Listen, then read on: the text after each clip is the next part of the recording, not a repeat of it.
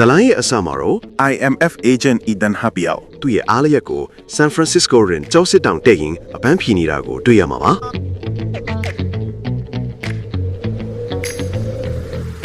ဒီလူကတော့ဘလောက်ပဲမြင်မာတဲ့တောင်ထိပ်ဖြစ်ပါစေဘလောက်ပဲမဖြစ်နိုင်တဲ့ mission ဖြစ်ပါစေလက်ခံသူပါ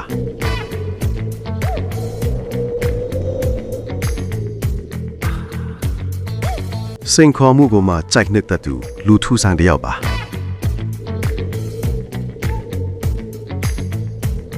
ဒါပေမဲ့ဒီအားလိုက်ဟာကြာမခံလိုက်ပါဘူး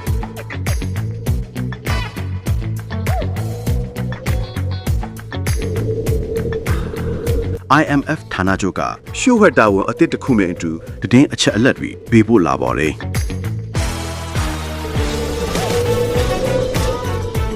ဒီတစ်ချိန်မှာတော့ကဘာကြီးရဲ့အနာဂတ်ဟာအီတန်ရဲ့လက်ထဲကိုအတိအကျရောက်လာခဲ့ပါပြီ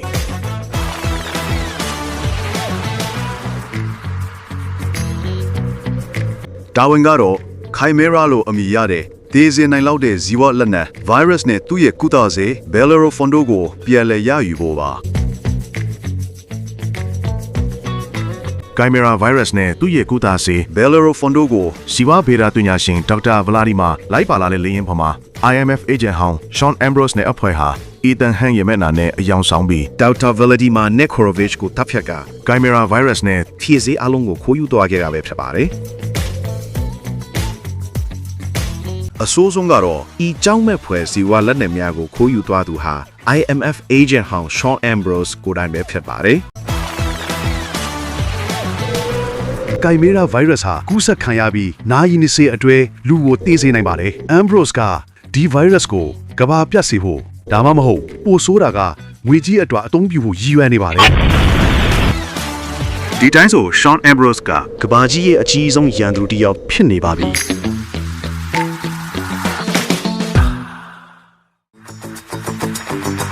အိတန်ရဲ့ပထမဆုံးလှုပ်ရှားမှုကတော့နီယာလို့ခေါ်တဲ့တကောမလေးကြီးအုပ်ကိုရှာဖွေဖို့ပါပဲနီယာဟာ Ambrose ရဲ့ချစ်သူဟောင်းဖြစ်ပြီးသူ့ရဲ့လှုပ်ဝက်ချက်တီကိုဖော်ထုတ်ဖို့တော့ချက်ချပါတယ်အိတန်အတွက်ကတော့တကောမလေးကြီးအုပ်ကိုရှာတဲ့ကိစ္စဟာအခက်အခဲမရှိခဲ့ပါဘူးသိမချခင်မှာနီယာတယောက်ရှိရာစပိန်နိုင်ငံကိုရောက်လာခဲ့ပါတယ်နီယာကလည်းခေသူမဟုတ်ပါဘူးသူမတော့ကိုလူတယောက်လိုက်နေတာကိုချက်ချင်းသိခဲ့ပါတယ်သူမရဲ့ကျွမ်းကျင်မှုနဲ့ခြေရာဖျောက်ခဲ့ပါတယ်ဒါပေမဲ့သူမအတွက်ကံမကောင်းတာကဒီလူဟာအီတန်ဖိနေတာပါပဲသူမကအီတန်ကိုတိုက်ခိုက်ဖို့ကြိုးစားခဲ့ရင်ကာမတော်တဆမှုဖြစ်ခဲ့တာကြောင့်အီတန်ကသူမရဲ့အသက်ကိုကယ်တင်ခဲ့ရပါတယ်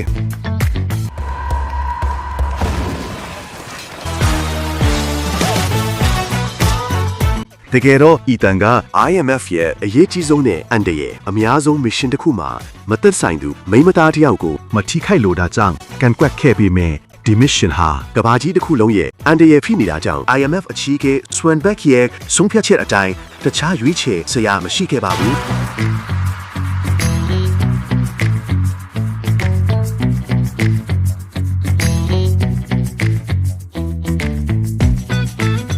ဒါပေမဲ့ဒီဖြစ်ရမှန်ကိုနေရာကိုယ်တိုင်သိရှိသွားခဲ့ချိန်မှာသူမဟာကဘာကြီးကိုကယ်တင်မဲ့ဒီအရေးကြီးတဲ့ mission မှာမိမိကိုယ်ပိုင်စန္ဒအလျောက်စွန့်စွန့်စားစားပါဝင်ဖို့ဆုံးဖြတ်လာခဲ့ပါတယ်ဒါပေမဲ့ Ambrose ကိုယ်တိုင်ကရောသူ့ချစ်သူနေရာကိုယုံကြည်စွာပြန်လည်လက်ခံနိုင်မှာလားဆိုတာကတော့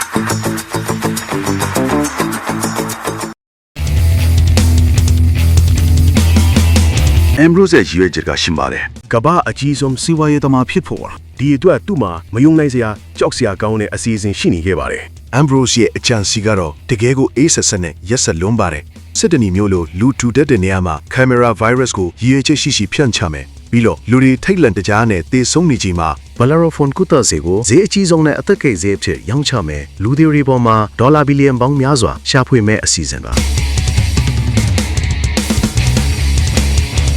ဒီကုသဆေးကို Biosite Company ကနေတဆင့်ရောင်းချဖို့စီစဉ်ထားပြီး Biosite Company ရဲ့ CEO John C. Magler ကိုထိန်းချုပ်ထားပြီးဖြစ်တာကြောင့်အစီအစဉ်အလုံးကသူ့ရဲ့ခေါင်းဆောင်မှုအောက်မှာစနစ်တကျရှိနေသေးပါတယ်။အဖွဲ့ဝင်များကလည်းမကြာခင်မှာရရှိလာတော့မဲ့အကျိုးအမြတ်များကိုမြင်ရောက်ရင်းစိတ်လှုပ်ရှားဝမ်းသာနေကြပြီးသူတို့ရဲ့ခေါင်းဆောင်ကြီးကိုလည်းပို၍လေးစားလာခဲ့ကြပါတယ်။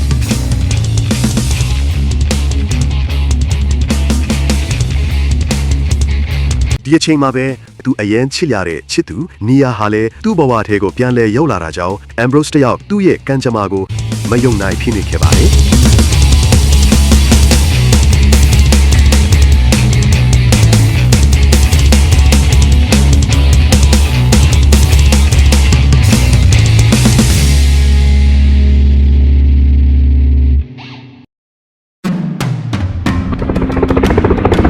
တစ်ဖက်မှာလည်းအီတန်ဟာသူ့ရဲ့အားကိုးရဆုံးအဖွဲသားတွေဖြစ်တဲ့လူသားစတစ်ကာနဲ့ဘီလီဘဲတို့နဲ့အတူစစ်ဒနီမှာနေရာယူထားခဲ့ပါပြီ။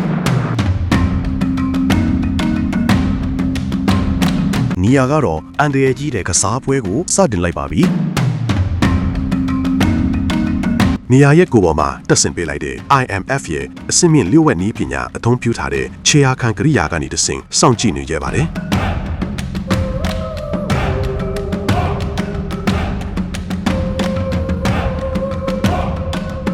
Ambrose အဖွဲ့ကလည်းနီယာကိုလျှို့ဝှက်စောင့်ကြည့်စစ်ဆေးခဲ့ပေမဲ့ IMF ရဲ့အစစ်မြင့်အထူးလျှို့ဝှက်နည်းပညာကြောင့်မသိနိုင်ခဲ့ပါဘူး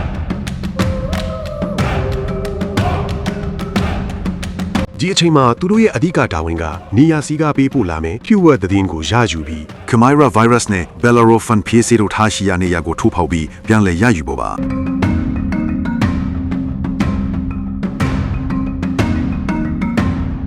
မကြခင်ပါပဲနီယာကလည်းသူ့ရဲ့လျှို့ဝှက်အစီအစဉ်တွေကိုအောင်မြင်စွာစူးစမ်းနိုင်ခဲ့ပြီး bias တီနီယာကိုသတင်းပေးပို့နိုင်ခဲ့ပါသည်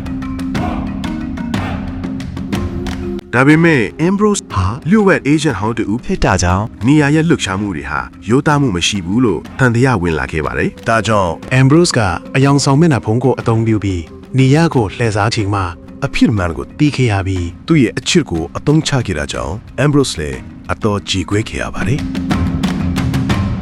Ambrose ရဲ့တုံ့ပြန်မှုကတော့ Chimera virus တီနီယာကိုအသုံးချပြီးအီတန်ကိုနီယာရဲ့ရှေ့မှာပဲတက်ပြဖို့ပါ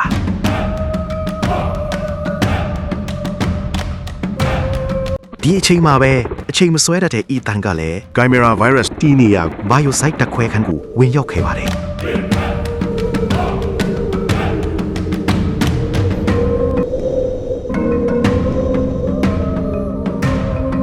ဤတန်ကဓာတ်ခွဲခန်းတဲ့ကိုခက်ခက်ဝင်ရောက်နိုင်ခဲ့ပေမဲ့ဒါဟာထောင်ချောက်တစ်ခုဖြစ်နေတာကိုတော့မသိခဲ့ပါဘူး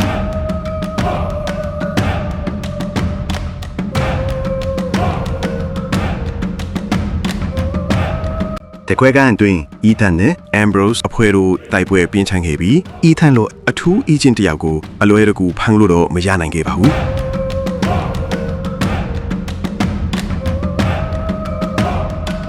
နောက်ဆုံးမှာ Ambrose ကနီယာရဲ့ပူးပေါင်းမှုနဲ့အားလုံးကိုသူသိနေကြောင်းပြောခဲ့ချိန်မှာနီယာကလည်းသူမအတွက်မထူးတော့ပြီမို့ virus အားလုံးကိုပရမရဲ့ခန္ဓာကိုယ်ထဲကိုထိုးသွင်းလိုက်ပါတော့တယ်ဒီအချိန်မှာအီတန်ကလည်းသူမကိုမတားနိုင်ခဲ့ပါဘူးဒါပေမဲ့သူမကိုကဲတင်ဖို့နောက်ဆုံးနာရီ20ကြန့်ရှိနေသည့်တာကြောင့်သူကိုယ်တိုင်လွတ်မြောက်အောင်အရင်ဆုံးစူးစမ်းခဲ့ရပါတယ်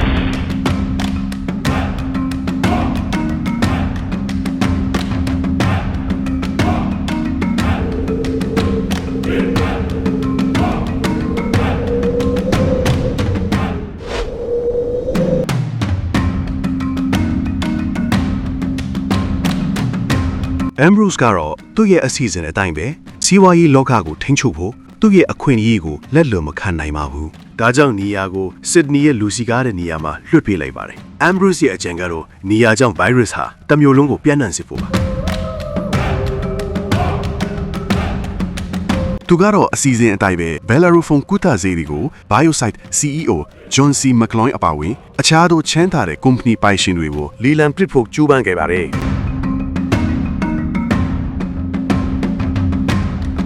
ဒီအချိန်မှာအီတန်ကတော့ Bellerophon ဖြည့်ဆည်းကိုယာယူပြီးနီယာကိုကယ်တင်ဖို့အတွက်ရွေးချယ်စရာလမ်းမရှိပါဘူး။ဒါကြောင့် Ambrose ရဲ့လူဝဌာနကိုတဦးတည်းထိုးဖောက်ဝင်ရောက်ခဲ့ပါတော့တယ်။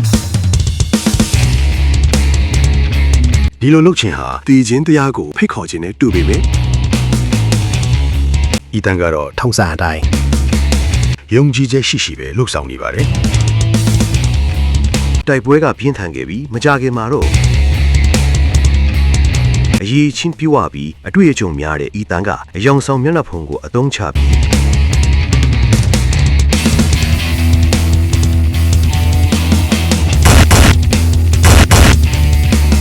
ဖြည့်စည်းအားလုံးကိုရယူနိုင်ခဲ့ပါတယ်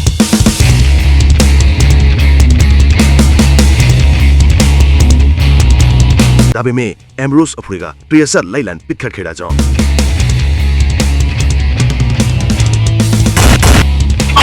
ဖြည့်စည်းကိုလူသားကိုမပေးနိုင်သေးပဲနီးယာကိုသာအရင်ဆုံးတွေ့အောင်ရှာခိုင်းလိုက်ရပါတယ်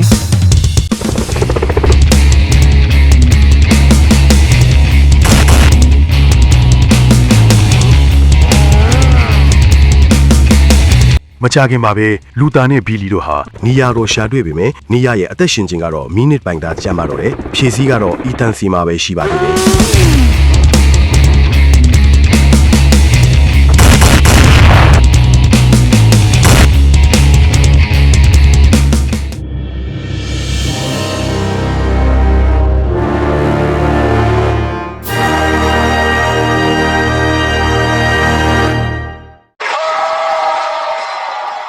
Ambrose ကတော့သူချစ်ရတဲ့သူတွေနဲ့သူ့စီကအားလုံးကိုလူယူသွားတဲ့ Ethan ကိုသူကိုယ်တိုင်ပဲတတ်ဖို့မိကုံရန်ကိုစူးစမ်းပါတော့တယ်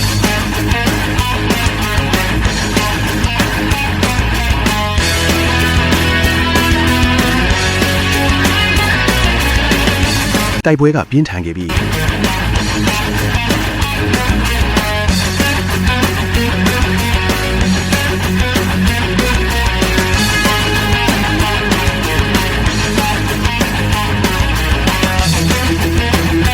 နောက်ဆုံးမှာတော့အမှန်တရားဘက်တော်သားအီတန်ကပဲလောဘာသာ Ambrose ကိုအဆုံးသတ်ပေးခဲ့ပြီး Bellerophon ဖြည့်စည်းကိုလူသားစီကိုအချိန်မီပေးပို့နိုင်ခဲ့ပါတယ်။ Andy ရဲ့မှန်သမျှကိုကြော်လွှားပြီးတဲ့နောက်မှာတော့နီယာဟာအသက်ဘေးကလွတ်မြောက်ခဲ့ပါပြီ။ IMF ကသူမရဲ့အမှုတွဲတွေကိုဖျက်သိမ်းပေးခဲ့ပြီးသူမကိုလွတ်လပ်ခွင့်ပေးခဲ့ပါတယ်။နောက်ဆုံးမှာတော့အီတန်ဟာကဘာကြီးကိုကယ်တင်ခဲ့ပြီးသူ့ရဲ့အချစ်ကိုလည်းကယ်တင်နိုင်ခဲ့ပါတယ် ဒီလိုမခင်နိုင်တဲ့မစ်ရှင်မျိုးကိုအီတန်ကပဲအမြဲတမ်းပြည့်မြောက်အောင်လုပ်နိုင်ခဲ့ပါတယ် ။ကြည့်ရှုအားပေးကြတဲ့ပရိသတ်ကြီးကိုလည်းအထူးကျေးဇူးတင်ကြောင်းပြောပါရစေခင်ဗျာ။နောက်ထပ်ဘလို့စကားမျိုးတွေကြည့်ချင်တယ်ဆိုတာလည်း comment မှာပြောခဲ့ပါဦး။ကျွန်တော်ရဲ့ channel လေးကိုလည်း subscribe လုပ်ထားပေးဖို့ဖိတ်ခေါ်ပါတယ်ခင်ဗျာ။အားလုံးကိုကျေးဇူးတင်ပါတယ်ခင်ဗျာ။